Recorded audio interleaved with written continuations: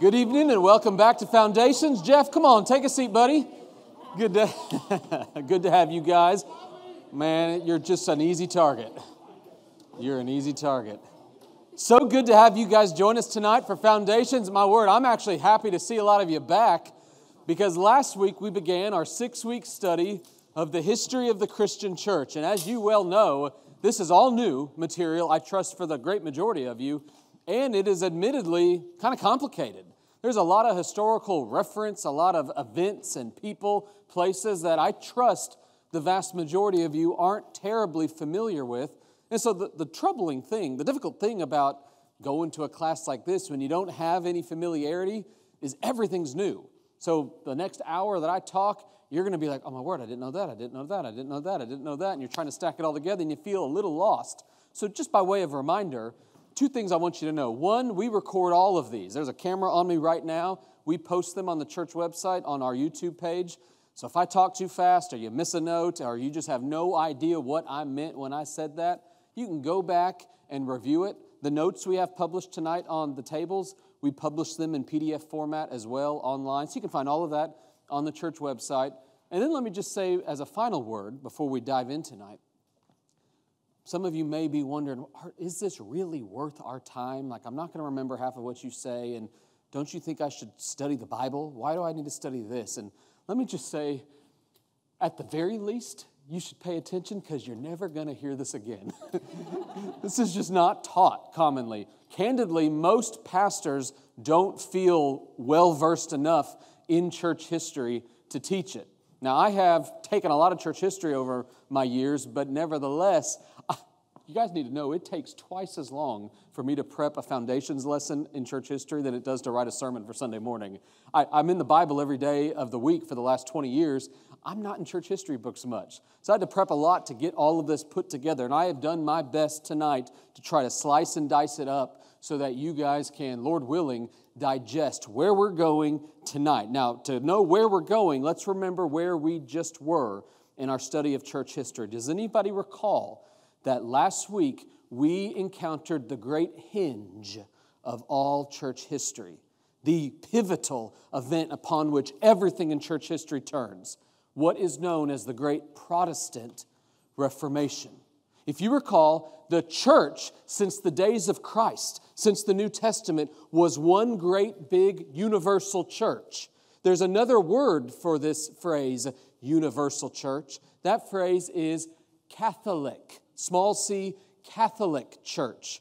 But as you may recall from our previous studies of early church history and Middle Ages church history, that Catholic church got perverted and became capital R Roman, capital C Catholic church. It was no longer just merely a universal church. It became a very distinctly corrupt organization called the Roman Catholic Church.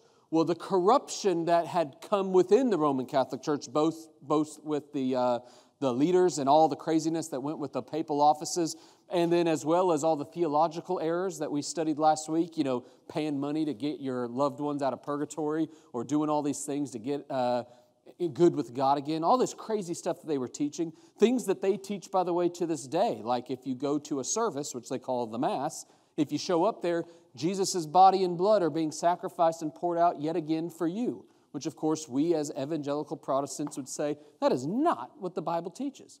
The Reformation started to have some rumblings because the church just continued to get perverted. Something else began to happen.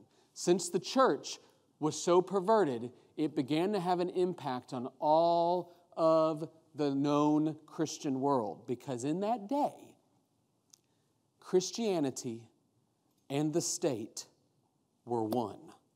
We are of a heritage that believes in the separation of the two.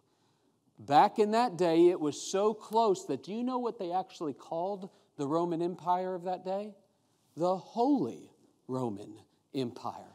Because it was led both by an emperor and by a pope, so to speak.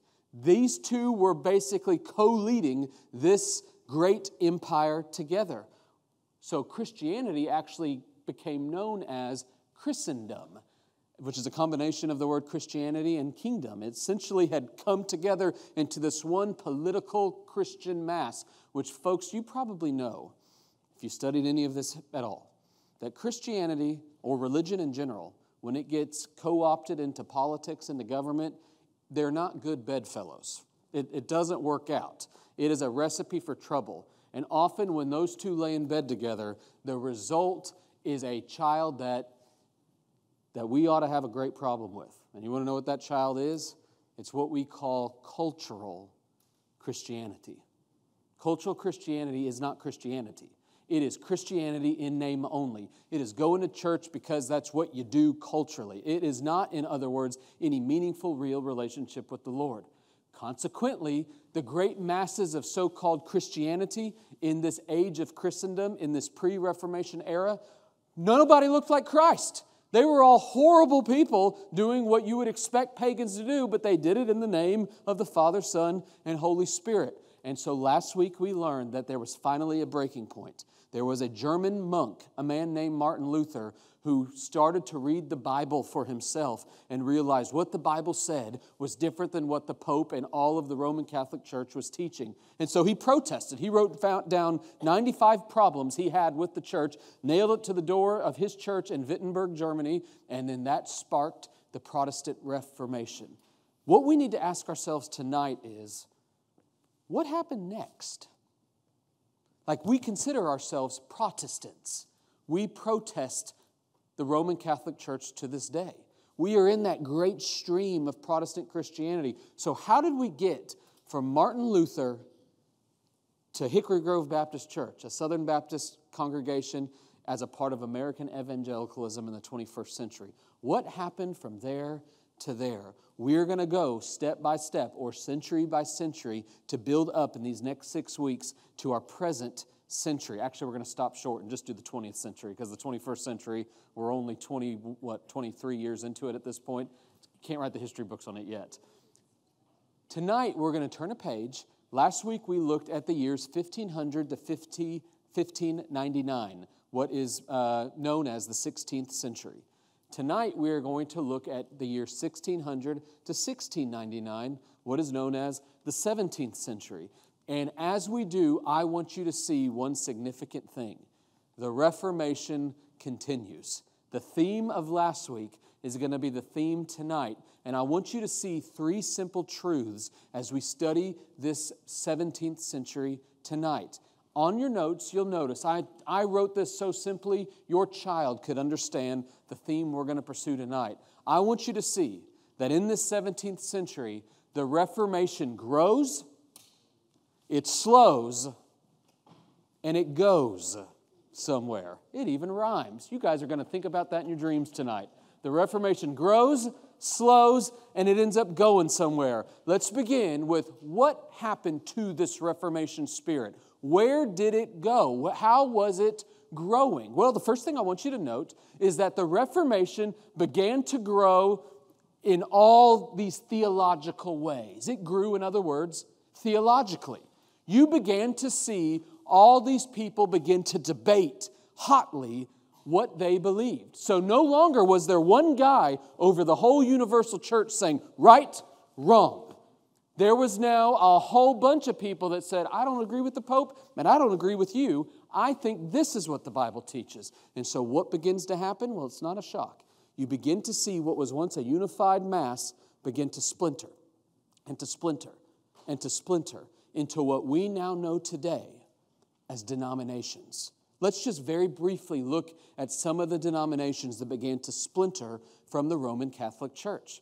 The first major denomination you see splinter off from the Roman Catholic Church eventually became known as Lutheranism, followers of Martin Luther. Now, he hated that. He did not want to be. He would have turned over in his grave had he known that his followers adopted his name. He even had a protege, a man who came after him named Philip Melanchthon, and some of the folks that liked Philip Melanchthon better than Martin Luther, they called themselves Philippists, and then the other people were the Lutherans. It's ridiculous how they were following these names.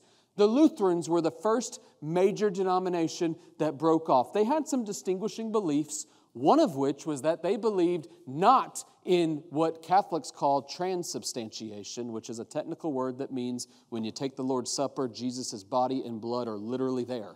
You were eating it and drinking it. He believed in what's called consubstantiation, which is a technical word that basically means when you are taking the Lord's Supper, Jesus is right there. You're not eating him. You're not drinking him, but he is right next to it.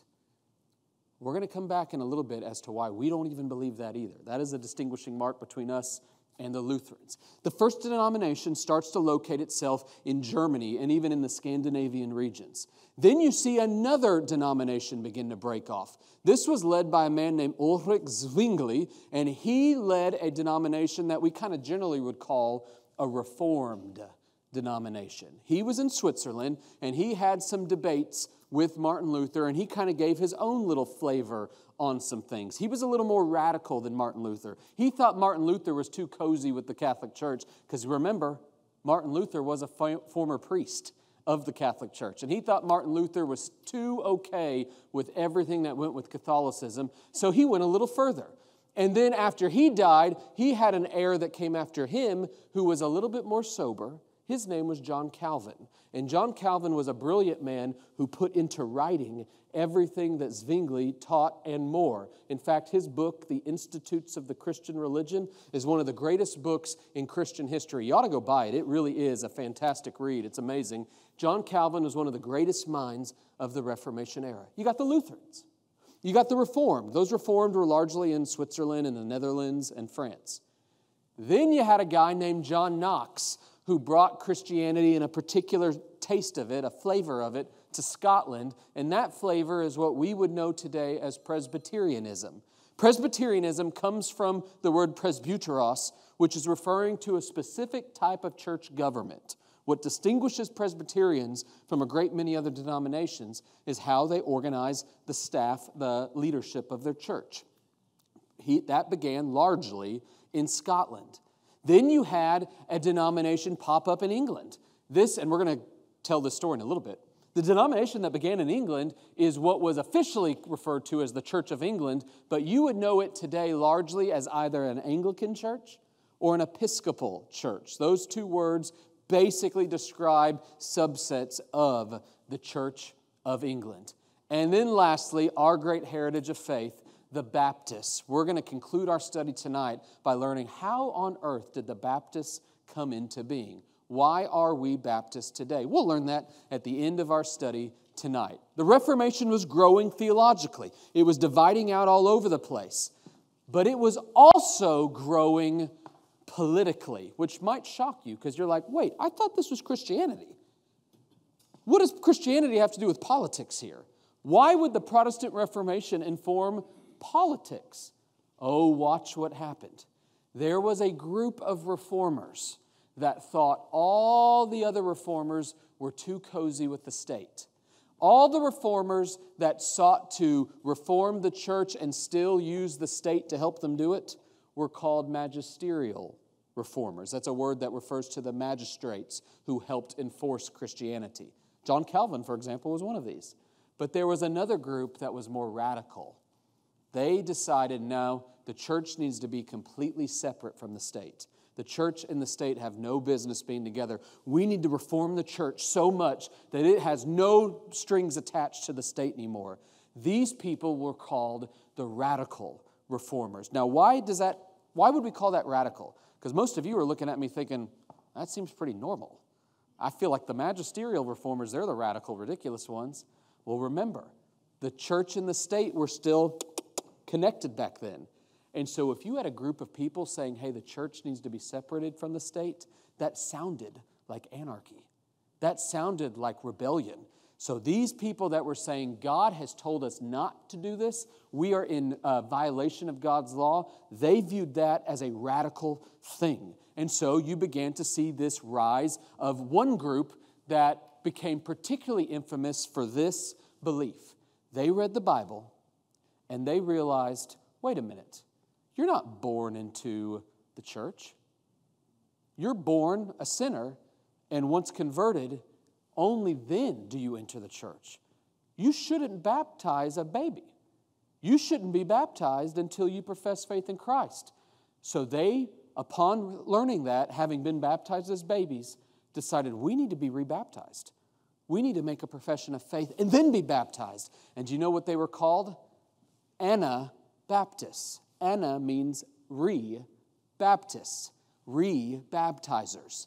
The Anabaptists were those who decided infant baptism is not legitimate. We need to be baptized again. Now, they started out easy enough. They were, we don't think this is right. We think our doctrine is right and you're wrong. But as is often the case, they got real militant about it. And before long, they got so militant that they became violent. And they began fighting people over this doctrine. I mean, imagine, it's crazy. They became revolutionary such that the wider Holy Roman Empire viewed the Anabaptists as a revolutionary, radical, subversive group of people and began to kill them and persecute them to keep them from causing all of this anarchy. So eventually they waved the white flag, and guess what they ended up becoming? Like any smart person, all right, well, if we fight, we're not going to get anywhere. We're just going to be killed. So let's do the other thing. Let's become pacifists. And all the Anabaptists ended up becoming known for pacifism. They just didn't fight at all. And they ended up kind of coexisting within the Holy Roman Empire. The Anabaptists. Now, some of you are thinking, Kyler, are we from the Anabaptists? Are we? I mean, you use the word Baptist, and we believe that an infant baptism isn't legitimate. Are we from that great stream of Anabaptists? And my answer is, kinda. We're going to come back to why I said kinda in just a moment. The Anabaptists. I want to tell you about one Anabaptist, though, that I think you're going to recognize his name. There was one Anabaptist who was particularly well known. He took all the New Testament seriously. He embraced Anabaptism. He thought you needed to be baptized again. He was a Dutch Catholic priest, and his name was Menno Simons. And there was a sect, a denomination of Christianity that was named after him. What denomination would come from a guy named Menno?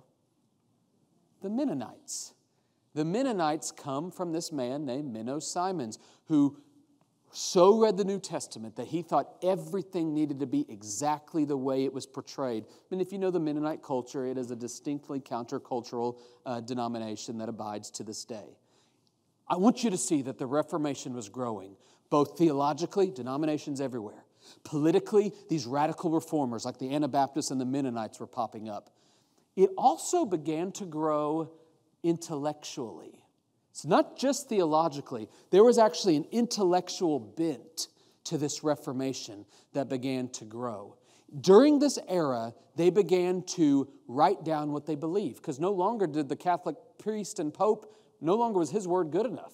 We had to figure out, well, what do we actually believe? So they began to write books and books and books and books. And then as people got books and began to read books, they wanted to write more books about the books that they just read about the book. And they read and they wrote and they read and they wrote, and they began to build this great corpus, this great library of theology. And this era of Christian history, where all this theological writing began to be developed, is called Protestant scholasticism, which you may be somewhat familiar with that word, scholasticism. It refers to this educational, this school, and it is a term, a technical term that means it was an era where Protestants really thought deeply, intellectually about what the Bible said. Now here's the problem. I believe that God gave us a mind, that we must use it to our utmost ability. I believe in theology books. If you have ever been to my office here at Hickory Grove, I have more books than all the other pastors here combined. I've got like 4,000 of them up in that office. I believe in this. But here is my great warning to you.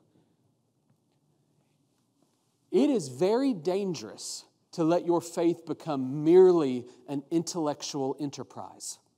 And that is what started to happen during this era. The Reformation led some to just become so consumed with doctrinal minutia that they began to be heartless, cold intellects. They could tell you exactly what the hypostatic union is in the Bible, but they had no love for Jesus Christ. So Protestant scholasticism was good and bad. It was bad in that it could create some cold-hearted Christianity, But what was good is it developed a lot of doctrinal statements that helped us understand what we believe. For example, there was in this era the rise of what you might call confessionalism, which is a technical word that means all these confessions of faith began to be written. Did you guys know Hickory Grove has a confession of faith? Our church abides by a statement that summarizes what we believe the Bible teaches. It is entitled The Baptist Faith and Message 2000. You can go find it on our church website. Every Southern Baptist church adheres to this statement of faith. But this statement of faith is not the first one that was ever written. As early as this Reformation era, indeed earlier, there were statements being written. And during this era, you see a lot of famous ones. You don't have to write this down, but for example, during this era, you saw statements like the Augsburg Confession, the Belgic Confession. You saw the, Siri is talking to me. You saw the London Baptist Confession of Faith. You saw the Westminster Standards. All these famous statements that you can go Google and find today were all written during this era because there was this great effort to wrap your mind around what does the Bible say. I can't listen to the Pope anymore. I can't listen to the priest anymore. I need to go to the Bible myself and figure out what does this book say. The Reformation was growing, my friends. It was growing theologically. Denominations everywhere. It was growing politically. You're starting to see these radicals pop up. It was growing intellectually. You started to see all of these confessions be written. But there was a movement, even within Protestantism, that recognized, okay, did we really trade Roman Catholicism for this cold-hearted, intellectual religion? Is that what this is? Is Christianity a religion of smart people? There was a movement within Protestantism that said, wait, Christianity is not head knowledge. It is a relationship with a living Christ. There was, in other words, a turn away from the scholastic, heady, intellectualized faith and a turn towards piety. It's what we call pietism. There was a turn towards spirituality. There was a turn towards we need to devotionally follow the Lord. The Reformation grew, in other words, spiritually in this rise of what we call pietism. Let me explain what happened with pietism. There were a group of people that started to realize, okay, if you believe the right thing but you don't do the right thing, Jesus is going to spit you out of his mouth. You need to have right belief and right practice, orthodoxy and orthopraxy. In other words, I'm not going to heaven because I simply intellectually assent to the right things. My life must be transformed by those things that I claim to believe. And so there was a group of people that began to seek the Lord earnestly. There was, for example, a group called the Moravians. Anybody ever heard of the Moravians? The Moravians were an early pietistic group that emphasized devotional life. I bet everybody in this room is familiar with this pietistic group. Anybody ever heard of the Methodists? How many of you were former Methodists? Perhaps current Methodists. The Methodists started largely by John and Charles Wesley, some brothers. This was a group that focused on a method of following the Lord. They emphasized small groups, the devotional life within small groups together. And then this ultimately led to something that we are all the product of. How many of you, by show of hands in this room tonight, either were personally or a member of your family was personally impacted by the ministry of Billy Graham? It's quite common in any room, particularly in Charlotte, North Carolina, to have that. Billy Graham is the great high priest. That's a terrible word. I'm just saying that right now. He is the utmost example of what we would call revivalism. And that began in this century, this revivalistic impulse to go and see people's minds not merely turn to the Lord, but their hearts turn to the Lord as well. The Reformation was growing, my friends. Denominations were going everywhere. Radicals were popping up. You started to see all of this intellectual theology be written. And then you saw this correction, mid-course correction. No, we got to walk with the Lord. This pietism began to grow in this era. Now, you may be thinking, man, it sounds like we were just going and blowing. God wasn't going to be stopped. My word, it sounds like Satan had taken a back seat. He decided, well, I got defeated by Martin Luther. All is off. The promised land is drawing nigh. But as you well know, that is not true. Satan has always had the church in his crosshairs. He hates it. And his design is to thwart it, which is why I want you to see that at the same time the Protestant Reformation was growing. This is going to sound contradictory, but I think you'll understand why I'm saying this. It began not merely to grow, but to slow. There were some forces that held it back a bit. And I want to show you tonight, the same way I showed you that there was a theological and political and intellectual and spiritual reason it was growing, so too I want you to see that there was a theological, political, intellectual, and spiritual reason it was slowing. Theologically, guess what started to happen? Do you think the Roman Catholic Church, once they saw Martin Luther start protesting and they started to see all of the Holy Roman Empire exploding in this Reformation spirit, do you think they just threw up the white flag and were like, oh, well, that stinks. We had a good run? Nah. They had a lot of money, a lot of power, a lot of capital tied up in this. They began to react. They started what we would call a counter-reformation. You ever seen protesters protesting the protesters? That's what was going on here. The Catholic Church did not like the Protestants for doing what they did, so they reacted with their own counter-reformation. Some of it was good-ish, and some of it was bad. Here's what I mean by good-ish. There was some reforms that happened within the Catholic Church. They kind of sobered up and realized, you know what, we've kind of been doing some things that are crazy. They cleaned their act up a little bit. They also began to have a missionary zeal. They sent out some people to bring their gospel all over the world. Have you ever heard of a group called the Jesuits? The Jesuits began in this era. The Jesuits, which was a society of Jesus, began by a guy named Ignatius of Loyola. Maybe you've heard that. There's a school named after him. Or St. Francis Xavier. Y'all have seen that in the Sweet 16 tournaments. This was named after these significant figures in this era who were bringing the Catholic gospel all over the world. But how many of you remember that the Catholic Church became pretty infamous in this era? Because not only were they having some good-hearted evangelistic outreach, they couldn't help but still wield what power they still had. They were still in charge of most of the Roman world. And when they realized all these citizens in their nations were not believing what they believed, they forgot and then remembered that we have political power to stop them. We can not just excommunicate you from the church if you believe in heresy. We can literally come after you with the power of the sword. And they began to do it. They began to do heresy hunts, witch hunts. Do you want to know what they are called? The Inquisition. Anybody remember that phrase? The Inquisition? It became most infamous in Spain, the Spanish Inquisition, or the Roman Inquisition.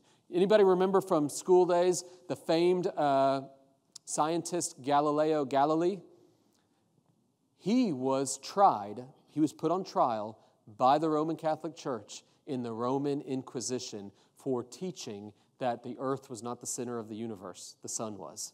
The Roman Catholic Church said heresy, and they put him on trial and just about took his life for teaching something that they thought was wrong. The Roman Catholic Church's counter-reformation was one that was violent often at times. So you see this first slowing of the Reformation. Yes, it was growing theologically, but it began to slow theologically as the Roman Catholic Church started killing everybody who agreed with this Reformation theology. I also want you to see that this Reformation began to slow politically. If you recall, in our first study, what happened politically as it grew? There were these reformers that were radical reformers that were all over the place, really trying to make the church stand apart from the rest of the world. Well, in this day, guess what began to happen? Since the church and the state were so tightly connected in this era, since they were just interwoven, any doctrinal dispute became a political dispute. Any theological fight became a governmental fight. You ever been in a Sunday school class here and there's a disagreement? Teacher taught something, somebody who loves to talk raises their hand and disagrees, and before you know it, there's like kind of bickering back and forth. But then at the end of the day, you know, you're going to go home and eat your bonbons and watch football and forget that you had that conversation. Back then, If you had a theological debate, it was worse than having a presidential debate. It had ultimate ramifications because your theology determined how your state was run. In fact, after Martin Luther, guess what happened? The Lutherans became so much conflict with all the Catholics in the Holy Roman Empire that they finally declared, okay, here's our compromise. If your duke, the guy who runs your part, you remember feudalism? Different parts of the countries are all run by little dukes, which, by the way, you still kind of see that in Great Britain to this day. It's more honorific than anything, but there's like a guy who's rich and runs all the land around him. Well, back then they said this, all right, here's our compromise. If your duke is Catholic, everybody in his land has to be Catholic. If your duke is Protestant, everybody in the land has to be Protestant. Sounds like a compromise, except that ain't going to work. They're too close to one another, and they began fighting, and they began fighting, and they began fighting. And do you want to know what's sick? One of the deadliest wars before World War I and II, one of the deadliest wars in world history, was a war between Protestants and Catholics. For in the year 1618, a war broke out between these Protestants of the land and these Catholics in Germany. And for 30 years, they slaughtered one another, trying to get pieces of the Holy Roman Empire under their theological and political control. 30 years later, in 1648, the war was finally stopped. They had a peace treaty. This peace treaty was called the Peace of Westphalia. And in this peace treaty, they guaranteed that everybody had religious freedom as long as you were Catholic, Lutheran, or Reformed. You had to be one of those three, and then you got freedom. So we historians who really wanted to come up with a creative name for this war that lasted from 1618 to 1648 dubbed it the 30 Years' War. And that's what it's remembered as to this day. Go Google it. The 30 Years' War was one of the bloodiest conflicts in world history, in European history in particular, and this conflict was between Catholics and Protestants. Just let that sober you. The rise of religious warfare. You see this warfare even spill over into England. England encountered a civil war not basically near the end of the 30 Years' War, and in this war, basically this is what happened. That Reformation spirit bled over into England. Parliament began to be pressured to say, hey, Parliament, you guys, you need to force the king to allow us to worship the way we want to. Well, the king didn't really like that. He likes to do what he likes to do. He's the head of the Church of England. He decided, I'm going to make the call I want to make. So one day, King Charles I decides, I'm going to do it my way, but he had a problem. He needed taxes to be raised so he could do what he wanted. And in his government, he had to go to Parliament to get taxes raised. So he goes to Parliament. Well, Parliament's miffed at him because Parliament just asked him to be more tolerant towards all the Protestants. And he said no. And so guess what the Parliament said to King Charles? No. And do you want to know what King Charles did? Instead of saying, all right, you win, I lose, he abolished Parliament. Now, was that a smart move? My friends, would it be a smart move for his successor, King Charles III, who is reigning this day, to just abolish Parliament today? Wouldn't be a smart one. King Charles I got beheaded for abolishing Parliament, and out broke a huge war within England. A war broke out over this doctrinal argument, and one of the famed people that came from this war was a man named Oliver Cromwell. Do anybody remember that name? Oliver Cromwell? He was a significant figure that ultimately helped bring about a toleration of Protestantism in England. A horrible, bloody war. This is one of those facets that the Lord ultimately used, but I would describe, as I trust all of you would, this religious warfare is not something we ought to be proud of. It was being slowed theologically by the Catholic Counter-Reformation. It was being slowed politically by the rise of religious warfare. Here's the most significant one. You ready for this? You guys are tasting this today. The Reformation in the 1600s began to be slowed intellectually because it was during this era that you saw the rise of something that dominates your home, your child's elementary school, your child's middle and high school, virtually every college in America. It is hidden in the dark recesses of your mind this moment, and you don't even appreciate it. It is the reign, the tyrannical reign, in my judgment, of what we would call rationalism. Rationalism is this view that the human mind can determine everything, that we don't really need a God to reveal truth to us. It can be figured out on our own. There was a skeptical, cynical spirit that began to arise. Now stop. Why do you think it arose now? Imagine if you were intellectually intelligent, living in that day, and you were seeing all these Protestants and Catholics slaughter each other. Is your calculus going to be, I think heresy is a bigger deal than human life? Probably not going to be inclined to think that way. You're actually probably going to think religious intolerance, doctrinal intolerance, it's not as, seriously, it's a bigger threat than atheism. Atheists just stick to themselves. This doctrinal disagreement is making everybody die. In other words, this religious warfare of that era compelled a lot of intellects of that era to say, we don't need the church. All it's doing is causing people to kill each other. There's got to be another reason for all this. There's got to be another explanation. There's another factor that led to this rise of rationalism. Do you remember last week we discussed that there was in this era a rebirth of reading old books? We call it the Renaissance. There was an era when people rediscovered that all those Greeks of old actually had a lot of interesting things to say. And they went back and started reading those books. And reading those books, the printing press was invented. So people were starting to get their hands on philosophy books. And they were reading, and they were reading, and they were reading. People were gaining all this knowledge. And they began to wonder, you know what? Do we really need religion?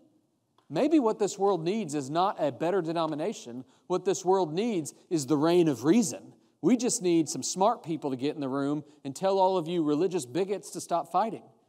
Now, I want you to notice what began to happen. First off, in this era, there was this view called the Enlightenment, which was basically, we know better than all those backwards Christians. This Enlightenment era began to call into question the utility of religion altogether. Is religion even real? Is there such a thing as a supernatural? You know what? Maybe all there is what we can see, taste, touch, smell, whatever the fifth sense is that I forgot here. The empirical senses. Maybe that only real stuff is what we can sense and see. There's no supernatural. We can't prove whether it is there or not. They began to question, is there even such a thing as the supernatural? This era, this Renaissance, this rebirth of knowledge, it began to question Christianity in particular, which at that time was largely dominated by Catholicism. And they began to look at that and say, you know what? You can't trust the Pope. You can't trust these priests. You can't even trust half these denominations because they're fighting with one another all the time. Is it really trustworthy? Maybe what we need is a new gospel. We need a different message. We need something that is actually going to stabilize society, that is going to help human flourishing. You began to see this reversion away from Christianity, away from religion. And then one other thing happened that really began to poke some holes in a lot of people's faith. For in this era, there was another revolution that you all are the beneficiaries of to this day. It's what we call the scientific revolution. For in this era, guess what was discovered? Well, for one thing, we learned, thanks to Nicholas Copernicus, that the universe or this solar system revolves around just that, the sun. It doesn't revolve around the earth. Well, some people in that day really didn't like hearing that because they thought the Bible taught that everything revolved around the earth. And so they thought if you taught the earth revolved around the sun, you were a heretic. So they began to say, well, the Bible isn't true, which, of course, the Bible does not teach that we revolve around the earth, that everything revolves around the earth. Another discovery happened in this scientific revolution. The early onset of medical discoveries began to be developed. And all of a sudden, you didn't need to go to the priest to pray over you and hopefully you would survive. You didn't need to go to a mass and just hope that somehow God would heal you in that moment. You just went to a doctor. And these doctors were becoming more and more equipped to help you. And before you know it, the doctor felt actually more useful to you than God was. So, do we even need this church anymore? Do we need the priest? Do we need the country parson? Does the Pope offer me anything? Because I got a doctor that'll help me. I got a scientist who's telling me what's true. And we even see this go all the way to the point where this new view of God began to arise. I bet you've heard of it before. There was a view in this day that God is not actually involved in the world. There's probably a supernatural, but he's way off in the distance, not engaged. We live in a scientific world. He built it all a long time ago, and he's gone. Do you know what that's called? Deism. Y'all ever remember hearing about deism? It's particularly noteworthy because the vast majority of our founding fathers were, to one degree or another, involved with deism. This view that God was kind of not intervening in our universe. He's just off in the distance. So do you see how the rationalism really slowed things down? Next week and the week thereafter, I feel like I'm going to devote most of our lesson to all the implication, all the fallout of rationalism, of the Enlightenment era. You're going to see why rationalism has your child around the throat right now. Why the Enlightenment is the gospel proclaimed by virtually every political leader and every TV star. That the Enlightenment is the prevailing, reigning, so-called gospel today. And I hope to teach you through church history and just through some pastoral asides as I'm teaching, that it is an empty gospel. It is a false gospel. It is hollow. It is a bucket that can hold no water. It sounds good. It is enticing to your children, and it will be proven to be found wanting. So do not fall for Satan's deceptive devices to think that, you know what, those smart people probably have something going on. This was something that slowed the Reformation, but thanks be to God, the gates of hell shall not prevail against Christ's church. Rationalism was a potent tool in Satan's arsenal, but it did not stop the advance of the Reformation. It slowed theologically. The Catholics were counter-reforming. It slowed politically. Wars were happening between Catholics and Protestants. The Reformation slowed intellectually. Rationalism began to rule the day. And lastly, it began to slow, for lack of a better word, spiritually. Because in this era, there were some crazy people that began to rise up and get what I would call mystical, which isn't a horrific word, but I just want to tell you what I mean by being mystical, mysticism. There were people that realized, you know what, I can't really get all the answers right. All these rationalists give me really good arguments against the Bible, and I don't know how to respond to them. I'm not smart enough. So you know what, maybe I don't need the Bible. Who needs a Bible? All I need is the Holy Spirit. So there were people that began to believe that the essence of Christianity was just getting silent between you and God. Who cares what the church has to offer? Who cares what the Bible has to offer? Just quiet yourself and get alone with God. A Catholic group that began to believe this were called the Quietists. What a creative name. The Quietists. They believed in quietism, which was this belief that you just need to get quiet and commune with the Spirit. And that's the essence of Christianity. You don't need the Bible. You don't need revelation. It's this mystical, almost New Agey sort of experience with the divine. Then there was another group that you were probably familiar with. It was begun by a man named George Fox. He was in New England. He was in the New World. And George Fox began a group of people called the Society of Friends. And this Society of Friends, they became a group of people who believed God has given us an inner light. We can just commune with the Holy Spirit silently, just us and Him. We don't need the Bible. They became known ultimately as the Quakers. There's some debate on where the name Quaker came from. Anybody heard of the term Quaker? Kind of a familiar term in American history.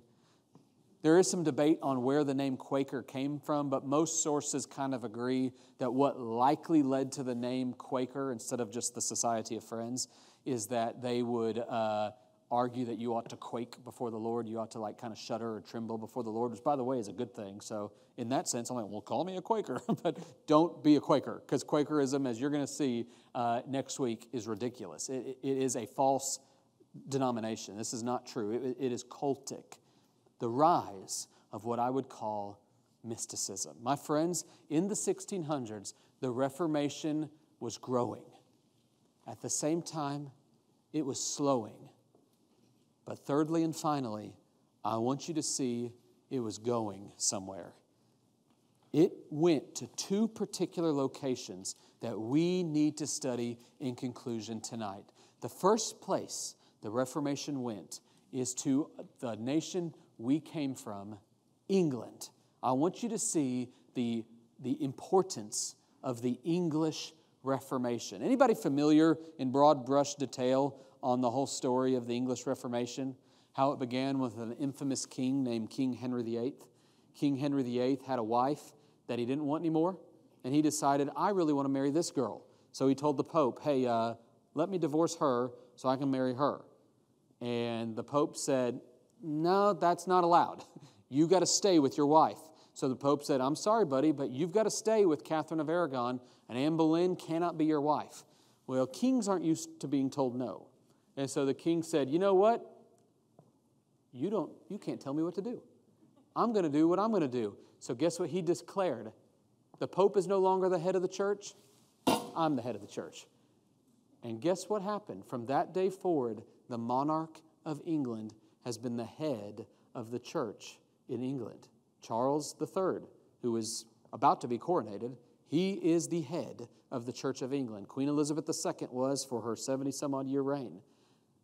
King Henry VIII was the first king self-appointed as the head of his church. Well, that essentially made him a Protestant because he was now disagreeing significantly with Catholics. He wasn't listening to the Pope. But here's the problem. Do you want to know what the Church of England basically was? It was basically Catholicism light, kind of like Diet Coke. It's just like basically the same thing, just didn't taste as good. That's what the Church of England became. It basically looked, smelled just like Catholicism, but there were a couple differences. The Pope wasn't around, and the priest could get married. That was about it. It looked just like Catholicism. And some things began to happen in England that made even that Reformed movement change. Well, guess what happened after King Henry VIII died? He ended up having somebody come long thereafter him, I think 2 generations later, Queen Mary I. You may remember her by the name Mary Tudor, and if that doesn't ring a bell, I bet all of you know this name. She became known as Bloody Mary. Do you want to know why she was called Bloody Mary? Because she wasn't a Protestant, which is a big problem because who is in charge of the Protestant Church of England? The king or queen. But now we got a new queen who is a Catholic, and she decided to undo everything that her predecessors had done. And how did she do it? She started killing all the Protestants. She killed Thomas Cranmer, who was the head of the Church of England, the Archbishop of Canterbury. She killed him. She killed all these people, hence the name Bloody Mary, until at last she died, and then another queen arose, Queen Elizabeth I. And Queen Elizabeth I, like her heir, Queen Elizabeth II, was a stately, honorable woman who revived the Protestant version of the Church of England, Anglicanism, Episcopalianism, as we would know it today. She revived it, and it basically lasted from that day forward. However, there were a bunch of people in England who said, okay, the Catholic Church is bad, but the Church of England is just a little less bad, but it's still bad. I mean, this is not enough. It's like we've traded a felon for a misdemeanor, but it's still a crime. We need something purer. We need to purify this Church of England. We need to make this Protestant movement healthier. We need to purify the church. So there arose a group of people within England called, as you might expect, the Puritans, who sought to purify the church. We got to get this healthier. Well, do you think the Church of England liked that? Not really. And so there ended up arising a group within Puritanism who said, you know what, this is a failed mission. We're never going to be able to reform this because the king's in charge of it. How are you going to reform something the king's in charge of? Let's just separate ourselves and go do it our way somewhere else. This group were called the Separatists, or Puritan Separatists. They wanted to get out of England. Some of them went to Holland, which is the Netherlands, just across the English Channel. Some of them just went over there. And this group of people that went over there, they planted a church. There were two men. One was named John Smith, and one was named Thomas Helwys. They planted the First Baptist Church. They were Anabaptists. They believed that baptism was for believers only. That was one of the great reforms they brought to the Church of England. And they started the first English Baptist church. There was another group of separatists within England that realized we need to go further than Holland. Let's go to the New World. So in 1620, a group of these Puritans, these separatists, got in a boat called the Mayflower, sailed across the ocean, and landed in Massachusetts colony, where they, as we celebrate to this day, the Pilgrims established Puritan Protestantism in the New World. There was, in other words, not only an English Reformation, there was what you might call a New England Reformation. For that's what the New World was. It was the New England. We still call it New England to this very day. In New England, you began to see the rise of two denominations mainly. You began to see a lot of the Pilgrims formed what are called Congregationalist churches. And if you've ever been to anywhere in New England, or even if you've been somewhere down in Charleston, have you seen those old Congregationalist churches? That is the heritage of the Pilgrims. But there was another separatist puritanical group that was forming churches, the first one of which was started by Roger Williams in Providence, Rhode Island, the First Baptist Church in America. Providence, Rhode Island, began by Roger Williams. We, in other words, see in this century the arisal of what we now know as the Baptist Church. Now, Baptist as a denomination is multifaceted. It's all over the place. I'll have to explain it in detail in more at another time.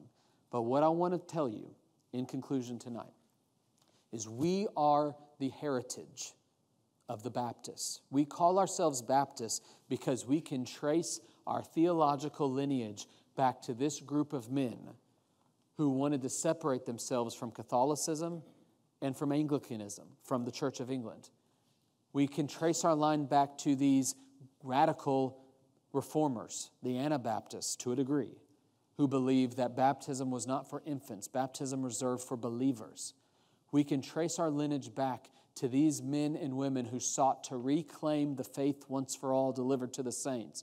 We who would say this practice of Christianity is representative of the earliest centuries of Christianity, that this right faith and practice was corrupted by the Roman Catholic Church, was corrupted by the Church of England, was corrupted even to a degree by some of these other denominations. This is where we trace our theological lineage. Now, next week, when you return, we'll, as you might expect, turn a page to the 1700s, having seen that this Reformation was growing, slowing, and going to the New World. Next week, we're going to come back and we're going to see yet again, how does the Reformation take off in the United States? That's where we are. Remember, the 1700s is when the United States begins. So part of our study next week is going to be the formation of these 13 colonies into what we call the United States of America. How did Christianity explode here? And the 1700s are also famous for what's called the Great Awakenings. What happened with all these great revivals that began to happen all over the United States? Jonathan Edwards, George Whitefield and company. Who are these guys and where did they come from? Next week, we're going to learn why there was this great surge of people who started to believe all of this was ridiculous, that Christianity was just superstition. Why our universities today are the way they are. For example, do you know what college was founded in this present century we've studied, the 1600s? A college that was formed for the propagation of the gospel of Jesus Christ. A college that was formed to promote the separatist, the puritanical doctrine. Harvard University. Now, why is Harvard University, which was basically started by Puritans in the 1600s, why is it considered one of the great bastions of anti-gospel, anti-supernatural rationalism? Next week, we're going to see why virtually every public school every college and university, and most of our culture is just in chains to this idea called rationalism. I hope you'll come back next week. It should be a great study together. This might be the first time ever in the years I've taught Foundations that I'm ending with 6 minutes to spare. So Merry Christmas, Happy New Year. It's probably the last time that'll ever happen. Why don't you all join me as we pray? We'll call it a night. Father in heaven, I praise you for these dear brothers and sisters. Thank you, Lord, that they have a Berean spirit. They want to know how you have been moving over the ages. And I pray that this study was edifying. Hope, Lord, that it wasn't too convoluted, too confusing. I pray, Lord, that it would strengthen their faith and help them connect some dots. And so would you move in this room such that we would walk in the days ahead with full conviction that we believe what we believe, we know what we know, we will indeed contend for the faith that was once for all delivered for the saints. And we pray this in Jesus' name. Amen. All right, guys, have a good night. See you next week.